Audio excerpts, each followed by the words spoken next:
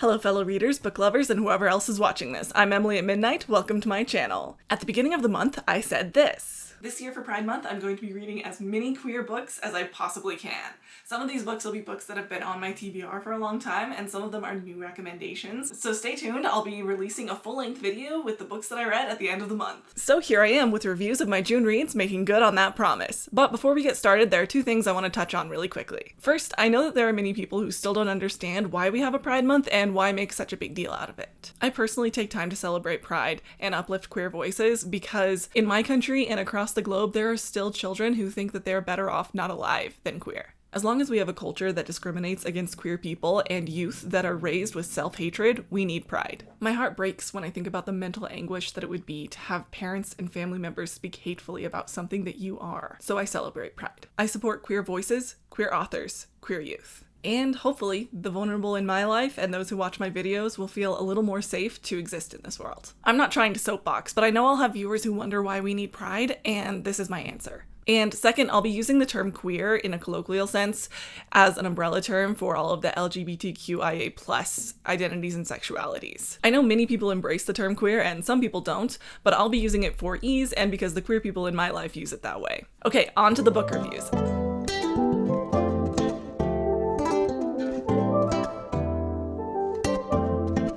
Starting off with the first book that I read this month, 𝓢𝓸𝓬𝓪 5. This is volume 5 in the webcomic turned graphic novel 𝓢𝓸𝓬𝓪 by Alice Oseman. There's also a series about this. I don't know how many seasons there are. I haven't looked into it. I wanted to read it first. This is a series that I've actually been reading for a while now, but I saved volume 5 for this video. And also because I needed to give myself reason to wait between each book and read them slowly, otherwise I will devour them all in one day, and this is the series that needs to be savored.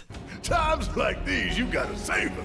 But oh my gosh, 𝓢𝓸𝓬𝓪 Volume 5 was so cute, as per usual. The series follows Nick and Charlie, and this volume specifically follows as Nick is thinking about colleges and trying to decide if he's willing to do the long distance thing for a year since he's a year older. Charlie navigates various family dynamics and relationships, and is also given an opportunity for honors at school. And of course, Nick and Charlie grow closer together throughout the book as well. These comics are so good at modeling healthy relationships. No character is perfect, but they talk through things and come to healthy places. I especially loved how this volume navigated a changing parent-child relationship. Charlie is growing up and the relationship has to change as a result, but he and his parents are working really hard to maintain a strong relationship and navigate the new boundaries of an older parent-child relationship. The next book that I read was Don't Want You Like a Best Friend. And my very first thought was, why is it written in third person, but in present tense? Here's the deal. When I was first getting back into reading as an adult, I had such a hard time with first person narrators. I don't know why, I just did. They were super jarring to me, but now I hardly noticed, right? I got used to them, okay? You can do that. But nothing, and I mean nothing, has ever driven me to want to put a book down and never touch it again more than opening a book up to third person present tense unprovoked. Like, listen to some of these sections, okay? Beth wishes her mother could leave well enough alone. George is getting frustrated.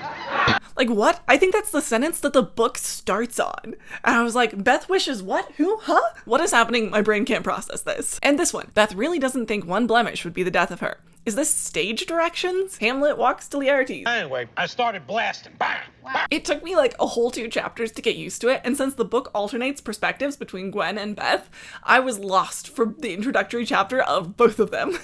I will say though, phrases like Beth sighs is not nearly as hard to get over as those first few phrases, so I got used to it pretty fast. But still, you know, it could just be Beth sighed. It could.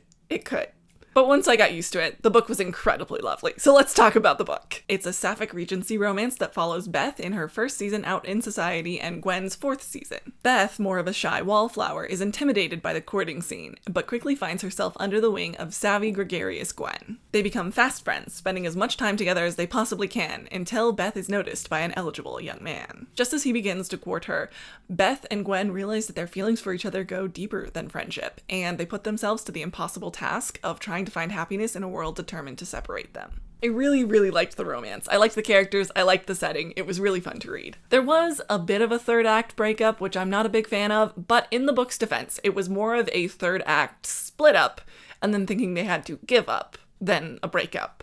That being said, the second half of this book was so stressful to me. For starters, I found Beth's mom super confusing. I feel like we didn't get as full of a picture of her as we did Gwen's father and her family, and so it was really hard to predict what she would do at any moment. Likewise, it was really hard because it felt like the fate of our protagonists was so far out of their hands, and for a while it felt like there just couldn't be a happy ending. I won't spoil it for you, but I found the ending to be at least 4 stars worth of satisfying. So yeah, pretty good reading experience. I liked it. Also, I'm gonna highlight a notable reading experience really fast. So remember how Beth is being courted by an eligible young man? This is one of the thoughts that she's thinking while basically on a date with him. Shouldn't she be swooning? He's swoon-worthy. She can tell, but there's no swoon in her. Not swooning. I just really love that description. It's really funny, and it also describes how she's feeling really well. Just very well written. All right, still in the Regency era, I think. I don't know much about Regency romances, so if I'm in the wrong era, don't look at me. I did not look up when they're supposed to be set. I think they're Regency romances. They might just be historical romances. But on that note, we have Most Ardently. Most Ardently is a Pride and Prejudice retelling where Oliver, a trans man, was born as Elizabeth. This is an adorable love story between Oliver and Darcy, and it's really fun because if you're anything like me, you have the Pride and Prejudice story committed to memory scene by scene with insane accuracy. The fun thing about this book is that while the majority of the details do stay the same, there are a lot of fun twists that keep you guessing throughout the story. Having Oliver be a trans man really just adds a lot of layers and complexity to the story, and it also makes a lot of the original motivations make more sense. So there are other queer characters in the story as well, and you just think about their motivations a little bit. Like, why exactly would Charlotte be willing to make a match with the very annoying but decently well-off Mr. Collins? And why might it be that Mr. Darcy wouldn't find any of the women at the ball tolerable enough to tempt him? Perfectly tolerable, I dare say. Not handsome enough to tempt me. The main thing to be aware of is that the story could be quite triggering to a lot of people. Oliver is still closeted to a lot of people in his life, and so he gets misgendered all throughout the book. So if that's something that you're sensitive to, be aware. As a cis person, though, it was very informing. The book is told in third person, and so we go through the entire book in Oliver's head, hearing everything through his preferred pronouns. So you hear in one scene what he thinks, and then later on, when he's talking to his mother, we have him referred to as a her, and it is pretty jarring. I thought it was just a really interesting way to retell this story from a completely different lens. It's a story that has been retold over and over again because it's one of the main classics of our age, and I just really liked this new perspective to it. It brought life back into the story and was just beautifully told. As for the historical accuracy of the ending, which I will not spoil, I really can't speak because I don't really know much about that. The author does mention in an author's note at the end the research that they did, and so you can reference that if you're curious about historical accuracy.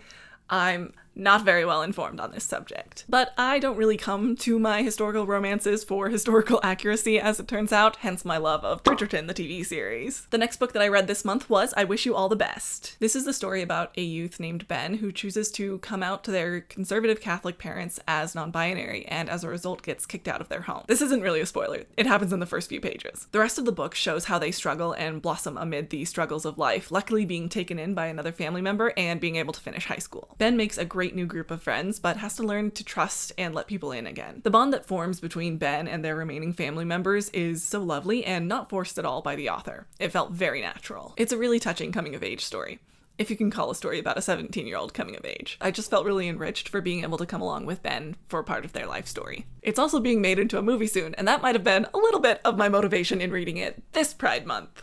But I'm so excited for the movie. The next book is The Song of Achilles, and I've had this book recommended to me for a while, so I've been really excited to get to it. It's a retelling of the myth of Achilles, as I'm sure the title implies, and it's told through the eyes of his companion, Patroclus. This was a really great story, but it was really hard to finish because it ends in tragedy. Achilles, above being known for being a great Greek warrior, is known for his death. You can't escape that in a retelling. But it's also hard to finish because towards the end, you watch him become the fabled warrior. He changes from Achilles the boy, the playful, trusting, innocent boy, to a full-fledged, battle-worn warrior. Not only enjoying battle and being willing to kill, but also being willing to choose when to sacrifice anyone he must for victory. Some of you may die, but it's a sacrifice I am willing to make.